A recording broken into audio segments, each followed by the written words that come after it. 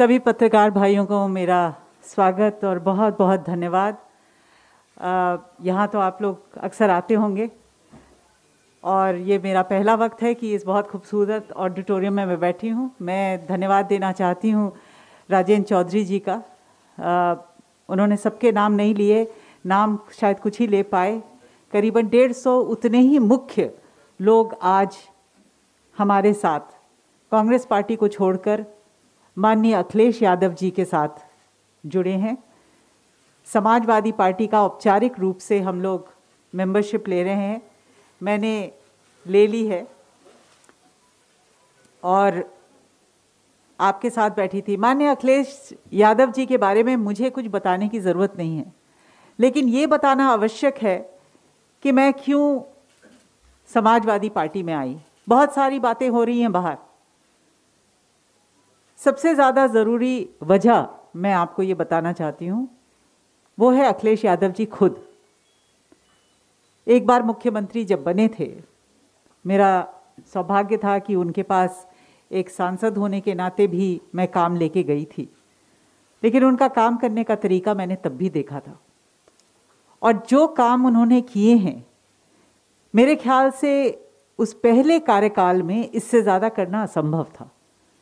एक progressive leader, एक visionary leader, young leader, educated leader, हमारे उत्तर प्रदेश को इसकी आवश्यकता है। और जो हालात देश में हैं और सांप्रदायिक ताकतों को अगर हम लोगों को पीछे करना है तो एकजुट होना बहुत आवश्यक है। और मुझे हमेशा ये लगता था कि अखिलेश यादव जी में वो सारे गुण हैं जो मैं उत्तर प्रदेश में अपने नेता को देख रही थी। और आज मैं बहुत खुश हूँ कि उनके साथ मुझे काम करने का मौका मिलेगा। आप लोग बाद में जो सवाल चाहें पूछना चाहें पूछ सकते हैं, लेकिन एक सवाल का जवाब मैं पहले ही देना चाहती हूँ। मैं कांग्रेस पार्टी में 13 से 15 साल के बीच में रही। मुझे सोनिया गांधी जी और राहुल गांधी जी से पूर्ण स्नेह मिला, काम करने का मौका मिला, लेकिन कुछ 2019 के बाद मुझे ये महसूस हुआ कि भले ही अखिलेश यादव जी की तरफ एक आकर्षण था कि इनको मजबूत करना है, लेकिन जैसा होता है एक महिला के साथ कि वो भावनाओं में अटकी हुई थी और मगर इन 1-1.5 साल में काम करने का मौका नहीं मिल रहा था और साफ जाहिर था कि वो कहीं नहीं पहुंच रहे आगे। अगर वो आगे नहीं पहुंच रहे तो ये नुकसान मेरा नहीं है, ये नुकसान अपने लोगों का है।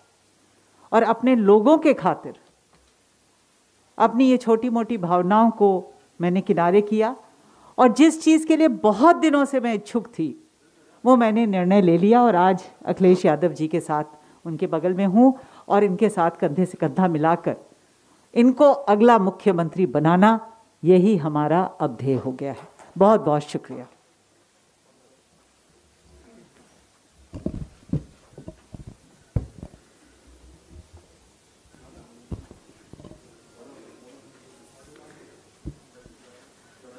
सबसे पहले मैं सभी अपने पत्रकार साथियों का बहुत बहुत धन्यवाद देना चाहता हूं।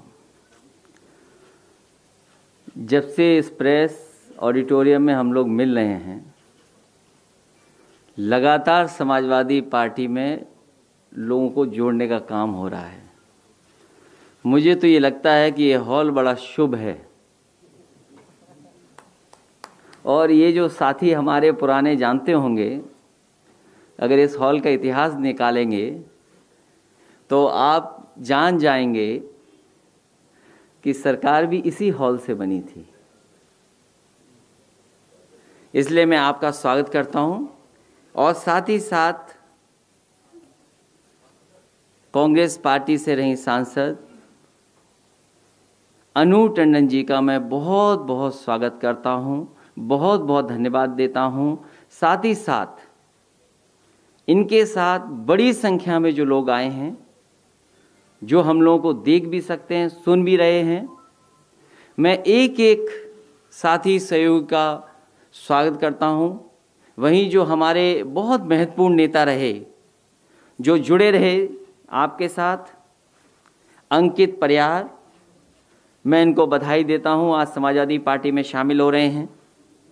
शशांक शेखर शुक्ला जी, जो पूर्व में बहुत तैयारी कराते थे किसी दल की, आने वाले समय में हमारे दल की तैयारी कराएंगे।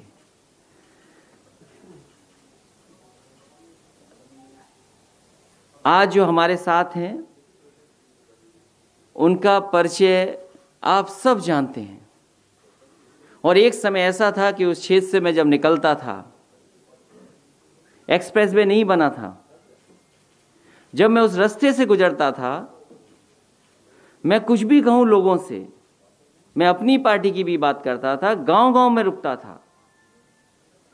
उस समय सबसे पहले परिचय अगर किसी ने मुझे दिया था इनका, तो वो गांव में रहने वाले लोग, गरीब और एक एक उन्नाव के जो रास्ते में मिलते थे, उन्होंने बताया कि असली काम कोई कर रहा है तो वो यहाँ के नेता, यहाँ के अन्नू टंडन जी सेवा कर रही हैं उनका। मैंने एक बार कोशिश की कि रास्ता बदल करके मैं जाऊं, सफीपुर होकर के मैं निकला, और उस तरफ भी जब जानकारी मुझे उस समय मिली, जब आप कोई नहीं सोच सकता था कि कांग्रेस पार्टी यहां से जीत सकती है, एक एक गांव में जहां मैं रुका, और उस समय मुझे याद है एक आम का बाग था, उसके पास मैंने एक बहुत गरीब इंसान से पूछा, क्योंकि जब गाड़ी देख लेता है गरीब तो समझ जाता है कि वही बोलो जो अच्छा लगे इनको, तो थोड़ी देर तक तो वही कहा उसने, लेकिन मैंने उससे कहा कि सच बताओ यहाँ कौन जीतेगा। उन्होंने कहा कि आपकी पार्टी तो नहीं जीत पाएगी, मेहनत कर रही है, यहाँ से अन्नू टंडन जी जीत करके जा रही हैं। तो सोचिए, इन्होंने उस समय से काम किया। राजनीतिक परिस्थितियां बदली हैं, मुझे खुशी है जमीन पे काम करने वाली और महिलाओं के बीच में काम करने वाली, लगातार सरकार में हो नहीं हो, सांसद हो नहीं सांसद रहें, लेकिन मदद करती रहें, क्षेत्र के लोगों से जुड़ी रहें, ऐसी नेता हमें मिली है। मैं इनका स्वागत करता हूं, बहुत बहुत बधाई देता हूं, और हमें उम्मीद है कि आपके आने से पार्टी को ताकत बनेगी, ताकत मिलेगी, और यही प्रयास हमारा रहेगा कि अच्छे लोगों को पार्टी से हम जोड़ें, और जब अच्छे लोग पार्टी से जुड़ेंगे तो बहुत सारे समाज के अच्छे लोग ये चाहेंगे कि एक अच्छी सरकार प्रदेश में बने। ऐसी सरकार न बने जिसे पता ही नहीं है कि क्या कर रही है सरकार। उनकी भाषा सुनिए, उनके शब्दों का चयन देखिए, मानने को तो दिव्य शक्ति है उनके पास, लेकिन शब्दों में वो दिव्य शक्ति नहीं दिखाई देती है। ठोक दो जिसकी भाषा हो, तो सोचो प्रदेश को कितने बड़े बदलाव की जरूरत है। इस प्रदेश में एक्सप्रेसवे बने, इस प्रदेश में खुशहाली के रास्ते पर ले जाएं, इस प्रदेश में इंफ्रास्ट्रक्चर का काम हो, इस प्रदेश में एजुकेशन के क्षेत्र में काम हो। आज सबसे जरूरत जो आने वाले समय में हमें लगातार जिसकी जरूरत रहेगी वो हमारी मेडिकल फैसिलिटीज हैं। स्वास्थ्य की सेवाओं की हाल कैसे स्थिति सुधरे, लोगों को इलाज नहीं मिल पा रहा, इलाज के अभाव में जान जा रही है, और जितना इस बीमारी ने कंफ्यूजन किया है, दुनिया भर में इस पर बहस चल रही है, लेकिन जिस तरीके से हम लोगों को, आम लोगों को, सभी प्रदेश के और देश के नागरिकों को भारतीय जनता पार्टी ने ऐसे ही छोड़ दिया। और अब तो इस बीमारी का प्रकोप बढ़ता चला जा रहा है। जहां से चली थी बीमारी, सुनने में आ रहा, अखबारों में पढ़ने का मौका मिल रहा है, वो वहां पर और फैल रही है। वहां पहले फैली थी, तब हमारे बीच में आई थी। अगर दोबारा लॉकडाउन होगा और कहीं हमारे जो बहुत जागरूक लोग हैं, बहुत समझदार लोग हैं, वो बस चुटकी बजा करके लॉकडाउन कर देते हैं। अगर कहीं ऐसा हुआ तो सोचो हमारे पेट का क्या होगा, रोजगार का क्या होगा। इसलिए बड़े सवाल हैं। इन सब बड़े सवालों का जवाब ढूंढते ढूंढते हम अच्छे लोगों को जोड़ते रहेंगे। मुझे खुशी है इस बात की कि आज पूर्व सांसद अन्नू टंडन जी हमारे साथ हैं, उनके बहुत सारे सहयोगी साथी साथ हैं, आए हैं। एक कई संख्या में लोग इसमें नहीं बैठा सकते थे, बगल के हॉल में सब बैठे हैं। मैं उन सब का एक एक साथी का स्वागत करता हूं, बहुत बहुत बधाई देता हूं।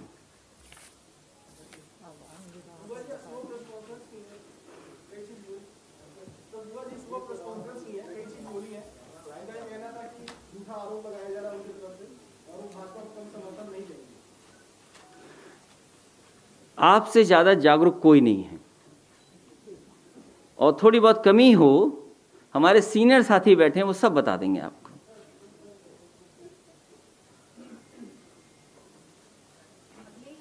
आज मायावती जी ने जिस तरीके से ये कहा कि समाजवादी पार्टी को, क्योंकि वो एंटी दलित माइंडसेट रखते हैं, समाजवादी पार्टी को हराने के लिए हम बीजेपी के साथ जाएंगे। दोबारा जिस तरीके से आज उन्होंने इस बात को कहा, आप किस तरीके से देखते हैं आज के?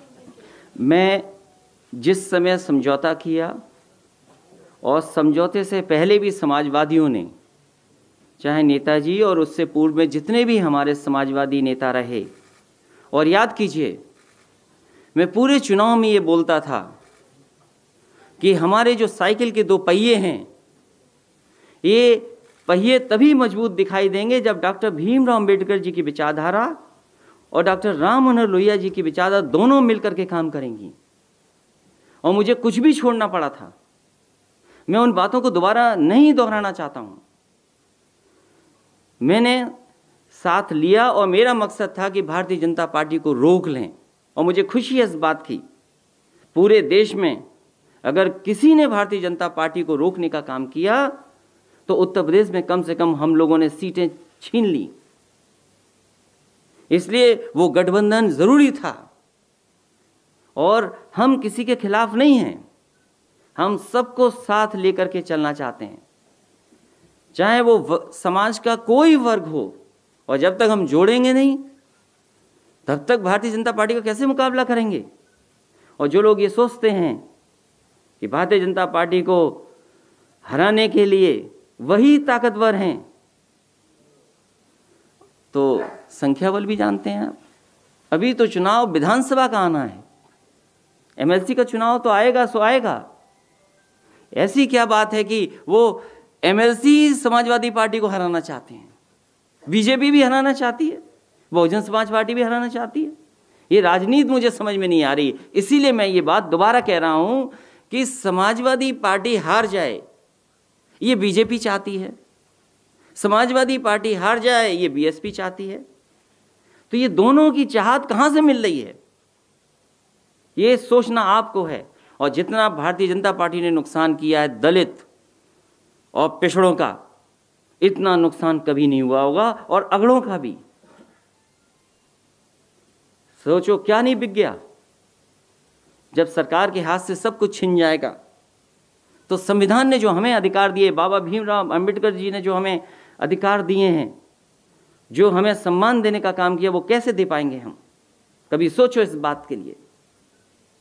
अब तो हवाई जहाज बिका है, एयरपोर्ट बिके हैं, आगे और क्या ना बिक जाए। कोविड के बाद तो न जाने क्या क्या बिकेगा। तो जो बाबा भीमराव अंबेडकर जी का सिद्धांत था, डॉक्टर राम मनोहर लोहिया जी का सिद्धांत था, उस सिद्धांत पे हम लगातार काम करेंगे। दलित, पिछड़े और अगड़े सब लोगों को साथ लेकर के आगे बढ़ने का काम साइकिल और समाजवादी पार्टी करेगी।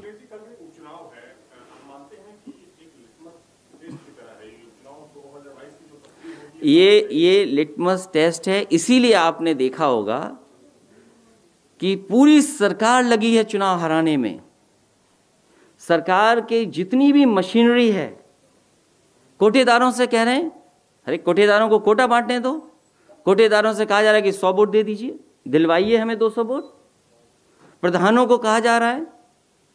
तो ये तो पुराना तरीका है।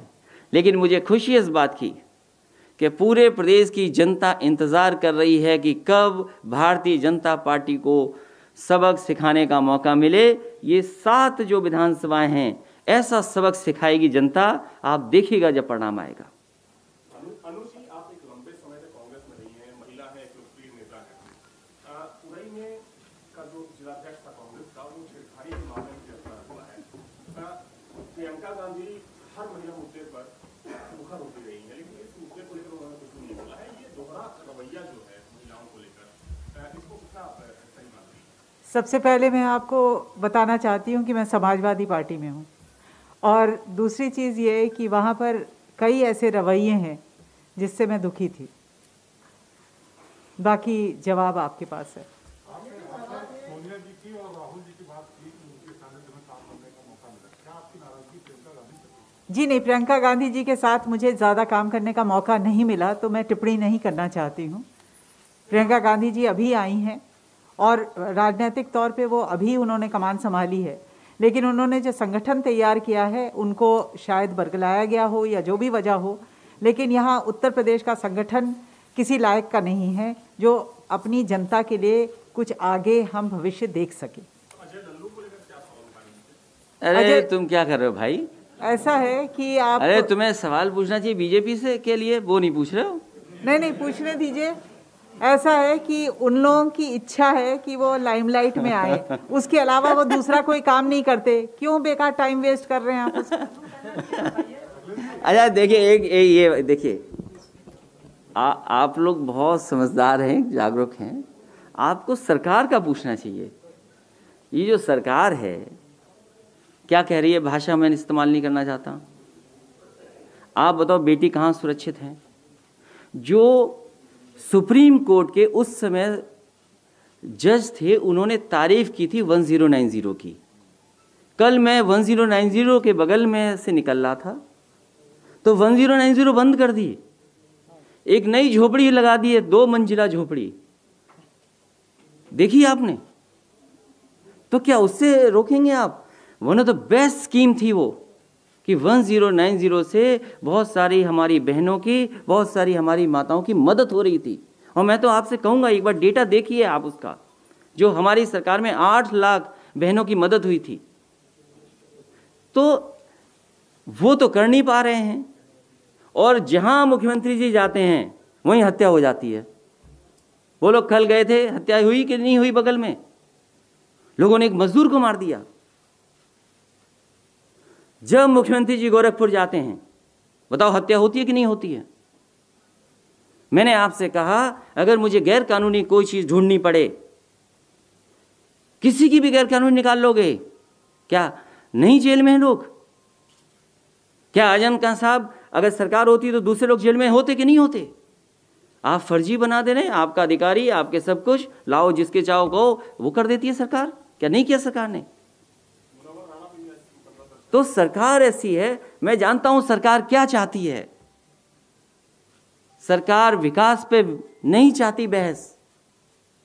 सरकार किसान की आय दोगुनी कब होगी उस पर बात नहीं करना चाहती। कभी हमने सपना देखा था कि गाजीपुर में मंडी बनेगी, सुल्तानपुर में मंडी बनेगी, आजमगढ़ में मंडी बनेगी।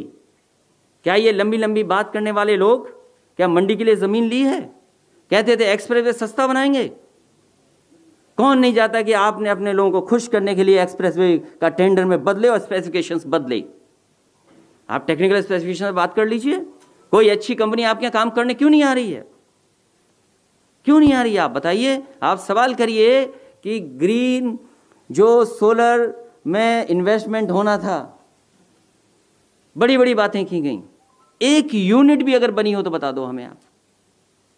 इस सरकार ने अगर एक यूनिट भी बिजली बनाई हो तो बताएं। चाहे वो मुनव्वर राणा साहब हों, चाहे आजम खान साहब हों। मैं जानता हूं सरकार क्या चाहती है। सरकार ये भी याद रखे कि सरकारें आती हैं जाती हैं। अधिकारियों को इतनी ताकत दे दोगे आप, इतना दबाव बना करके जो चाहोगे वैसी रिपोर्ट लिखवा लोगे और कार्रवाई कर दोगे, तो न जाने कितनी इलीगल चीजें हैं। आप पता कर लीजिए शुक्लागंज कौन सा लीगल है पूरा। सरकार चाहेगी तो नुकसान कर देगी। सरकार जब चाहती तब ठेला हटा देती। आज ठेले लगे हुए तो लीगल है। सोचो आप। और आपके तो साथी खुद ही जेल गए हैं कहीं, तब भी नहीं सोच रहे आप। आपके कई साथी अभी भी जेल में हैं। जब छूटेंगे तो हम मिलेंगे उनसे। नहीं, इन्होंने तो किताब लिखी है, अच्छी किताब तो लिखी आपने, तो नहीं जाओगे। उसी का नुकसान हो रहा है, तो ज्यादा मत लिखो।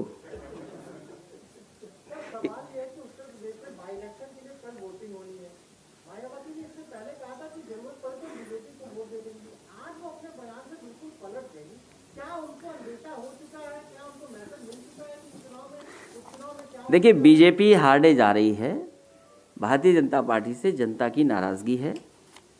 किसी सवाल का जवाब भारतीय जनता पार्टी के पास नहीं है। इसलिए उत्तर प्रदेश को, देश को भारतीय जनता पार्टी से बचाना है।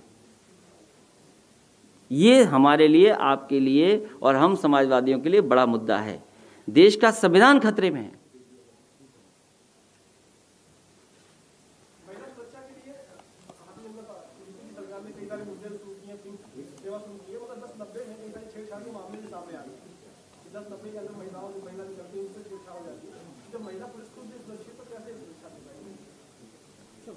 इसके लिए सरकार को जिम्मेदारी निभानी पड़ेगी और कहीं न कहीं जो पहले से व्यवस्था है उसको और अच्छा बनाएंगे तो मैं समझता हूं महिलाओं की सुरक्षा और बढ़ेगी।